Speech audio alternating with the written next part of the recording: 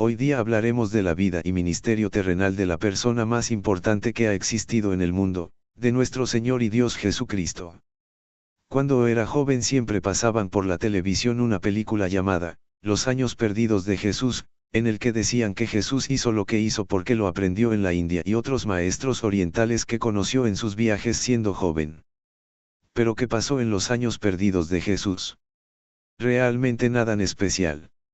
En Lucas 2:39-40 dice, después de haber cumplido con todo lo prescrito en la ley del Señor, volvieron a Galilea, a su ciudad de Nazaret.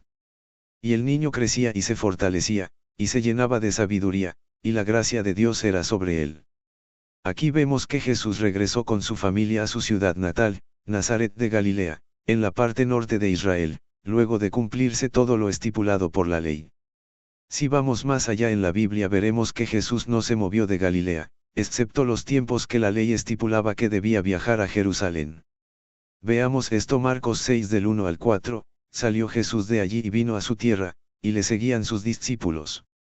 Y llegado el día de reposo, comenzó a enseñar en la sinagoga, y muchos, oyéndole, se admiraban, y decían, ¿de dónde tiene estas cosas? ¿Y qué sabiduría es esta que le es dada, y estos milagros que por sus manos son hechos? ¿No es este el carpintero, hijo de María, hermano de Jacobo, de José, de Judas y de Simón? ¿No están también aquí con nosotros sus hermanas? Y se escandalizaban de él. Mas Jesús les decía, no hay profeta sin honra sino en su propia tierra, y entre sus parientes, y en su casa. Jesús creció y vivió en Nazaret, tomando la profesión de su padre, siendo carpintero. La gente lo conocía y estaban sorprendidos porque no había demostrado nada sobrenatural hasta que cumplió 30 años. En Lucas 3:21-22 vemos que pasó algo, aconteció que cuando todo el pueblo se bautizaba, también Jesús fue bautizado, y orando, el cielo se abrió, y descendió el Espíritu Santo sobre él en forma corporal, como paloma, y vino una voz del cielo que decía, Tú eres mi Hijo amado, en ti tengo complacencia. Ese día fue el cambio, es el momento del inicio de su ministerio. En Hechos 10:38 vemos la confirmación de esto, cómo Dios ungió con el Espíritu Santo y con poder a Jesús de Nazaret, y cómo éste anduvo haciendo bienes y sanando a todos los oprimidos por el diablo, porque Dios estaba con él. En los evangelios apócrifos, escondidos, ocultos, y otros escritos y tradiciones orales, dicen que Jesús hizo una serie de milagros en su niñez, pero vemos que las sanidades y milagros vinieron después de su bautismo con el Espíritu Santo. Recordemos que Jesús era conocido como carpintero, no como milagrero. Además en Juan 2 del 1 al 11 dice claramente que su primera señal, o milagro, fue el convertir el agua en vino en las bodas de Caná, que es un acontecimiento posterior a su bautismo con el Espíritu. Otra cosa que podemos ver es que Jesús no hizo las sanidades y milagros por ser el Hijo de Dios, sino que él esperó ser lleno del Espíritu Santo para recién empezar a hacerlos. Es decir, él hizo las sanidades y milagros como cualquier creyente lleno del Espíritu Santo y el poder de Dios. Por eso es que él dijo en Juan 14:12, de cierto os digo, el que en mí cree, las obras que yo hago, él las hará también, y aún mayores hará, porque yo voy al Padre. Jesús es nuestro modelo, el ejemplo que debemos seguir. Para entender el alcance del ministerio público o terrenal de Jesús, debemos darnos cuenta a quién fue enviado a ministrar. En Mateo 15:24, mientras hablaba con la mujer sirofenicia, Jesús dijo estas palabras, él respondiendo, dijo, no soy enviado sino a las ovejas perdidas de la casa de Israel. El carácter universal de su ministerio vino con su muerte y resurrección, cuando él murió por los pecados de todos los hombres. Por ese motivo, no es de sorprenderse la fuerte oposición de los judaizantes de la Iglesia judía contra el mensaje de Pablo a lo largo del libro de Hechos, acerca del carácter universal del ministerio, ya que ellos pensaron en primer momento que el Evangelio era solo para los judíos hasta la conversión del centurión romano Cornelio en Hechos 10 y 11, y luego la necesidad de circuncidarse y cumplir toda la ley de Moisés para poder ser salvos, que fue el tema del concilio de Jerusalén en Hechos 15 y la ocasión del libro de Gálatas. Pero pasemos a lo que estamos viendo del ministerio público de Jesús. En Mateo 9:35 vemos en qué consistió el ministerio terrenal de Jesús. Recorría Jesús todas las ciudades y aldeas, enseñando en las sinagogas de ellos, y predicando el evangelio del reino, y sanando toda enfermedad y toda dolencia en el pueblo. Hubo tres cosas principales que Jesús hizo durante su ministerio terrenal: enseñar, predicar y sanar a los enfermos. Por ejemplo, los evangelios están llenos de las enseñanzas de Jesús, como el Sermón del Monte, Mateo 5, 6 y 7, las parábolas, Marcos 4, o las enseñanzas que dio a sus discípulos en la última cena, Juan 13, 14, 15 y 16, entre muchas otras más.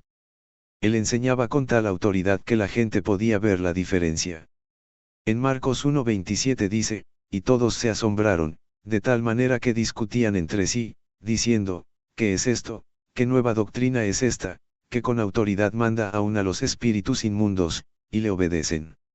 En Mateo 7, 28-29 dice, y cuando terminó Jesús estas palabras, la gente se admiraba de su doctrina, porque les enseñaba como quien tiene autoridad, y no como los escribas. Aún sus enemigos reconocían que su enseñanza era diferente a cualquier otra. Lo vemos en Juan 7, 45-46 donde dice, los alguaciles vinieron a los principales sacerdotes y a los fariseos, y estos les dijeron, ¿por qué no le habéis traído? Los alguaciles respondieron, jamás hombre alguno ha hablado como este hombre. Otra cosa en cuanto a su enseñanza fue que su auditorio principal, a quien les enseñaba al detalle todas las cosas, era a sus discípulos. Esto lo vemos en Marcos 4, 33-34, con muchas parábolas como estas les hablaba la palabra, conforme a lo que podían oír.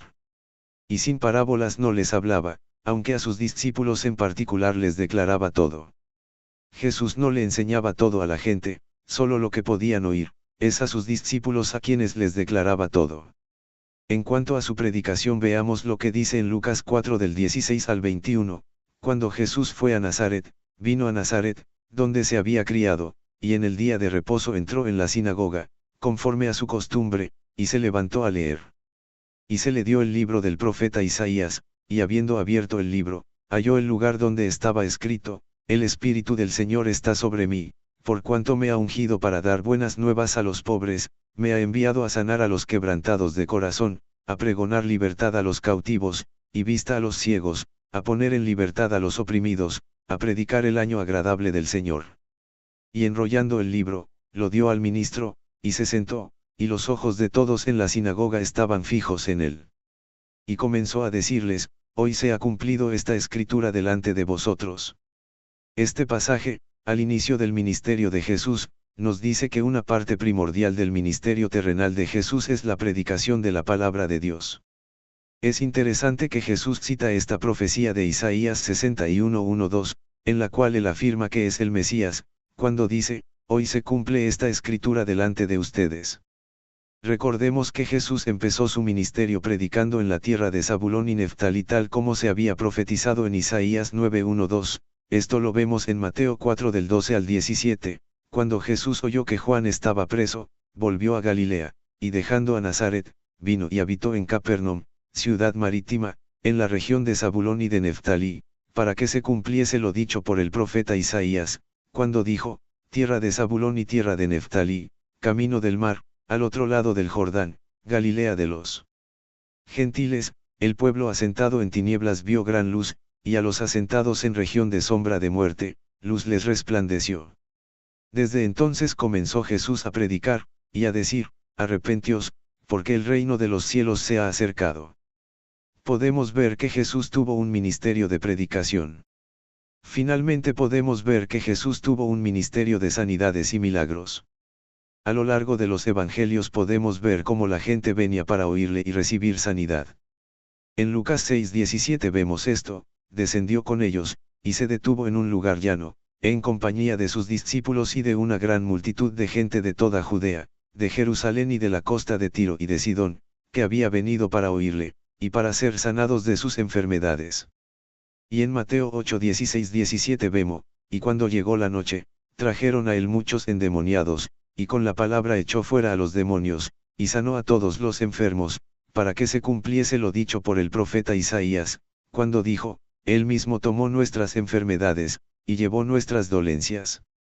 Este ministerio de sanidades era una de las marcas distintivas del Mesías y este verso en particular es el cumplimiento de la profecía hecha en Isaías 53:4-5 donde dice, ciertamente Él cargó con nuestras enfermedades y soportó nuestros dolores, pero nosotros lo consideramos herido, golpeado por Dios y humillado. Él fue traspasado por nuestras rebeliones, y molido por nuestras iniquidades, sobre Él recayó el castigo, precio de nuestra paz, y gracias a sus heridas fuimos sanados. Es claro que ver que Jesús tuvo un ministerio de sanidades. Una cosa más para ver, en cuanto al ministerio público de Jesús, es que Él para difundir su mensaje llamó discípulos por medio de los cuales multiplicarse. Desde el mismo llamado de Pedro y Andrés en Mateo 4:18-19, Jesús les estaba mostrando el carácter del ministerio al cual los estaba llamando, para alcanzar el mundo. Andando Jesús junto al mar de Galilea, vio a dos hermanos, Simón, llamado Pedro, y Andrés su hermano, que echaban la red en el mar, porque eran pescadores. Y les dijo, venid en pos de mí, y os haré pescadores de hombres. En los 3 años y medio de su ministerio público Jesús anduvo con sus discípulos por todos lados, enseñándoles en privado y dándoles ejemplo en público. En Marcos 3 de 13 al 19 vemos el grupo principal de discípulos que llamó Jesús y el propósito de este llamado. Después subió al monte, y llamó así a los que él quiso, y vinieron a él.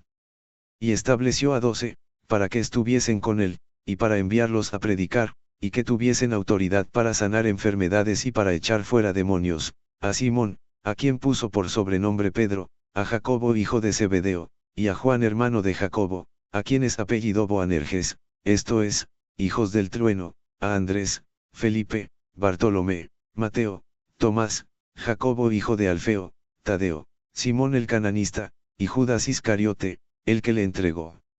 Y vinieron a casa.